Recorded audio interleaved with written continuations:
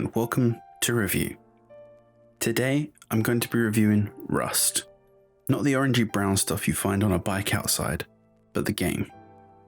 First up is graphics. At times Rust can be truly breathtaking with warm sunsets and architectural tomfoolery. This is until you find the game to be too demanding on your PC. Those with a minimum to high spec PC will have little to no resistance, meaning they can enjoy the graphical fruits that Rust has to offer. But for those of you with a medium to low spec PC, you're in for a world of hurt, with the game becoming choppy and leaving frame rates much to be desired. This isn't just due to the demanding graphics, but is also affected by the server itself, with the effects varying from official vanilla servers to custom servers hosted by a third party. In the era of unreliability, I've decided to give graphics a score of 3 out of 5. Second up is gameplay. How easy does it play? Rust is simple with its introduction to the survival genre, giving you user-friendly keybinds, with the game becoming a little more complex throughout when you discover the crafting system and the blueprint system, which become easier to understand as you start dedicating time to the game and want to progress. Not only is it simple, but it doesn't take itself too serious as a game by including a nudity filter, for those who would rather see underwear or pixels compared to certain bits swinging. Next is how fluid is the game. When all conditions are met, the game runs effortlessly, making the experience all the more enjoyable. But when it doesn't want to play ball, it's like a 48-hour camel ride with no breaks. Soar until the very end. Next, learning curve.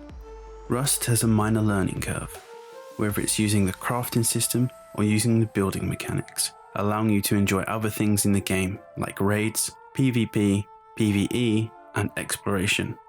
And for those reasons, I've decided to give gameplay a score of 3.5 out of 5. Now, onto the first bonus stage, free or paid. Rust is a paid game fetching an over-the-top price tag, only becoming a worthwhile purchase when the game is on sale.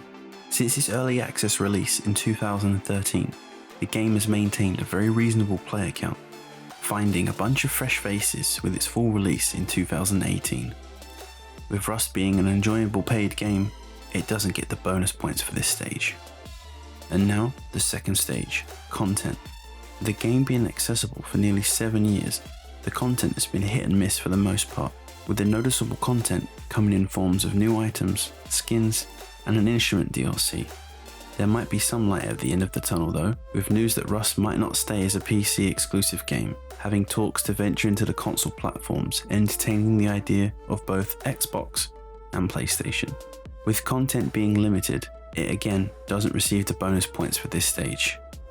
Lastly, the final score. Adding up all the scores, Rust gets a 3.25 out of 5, which I think is a fair score. The game has a lot of potential and room for improvement despite the number of years in development, and if you're able to purchase the game while it's on sale, I highly recommend doing so.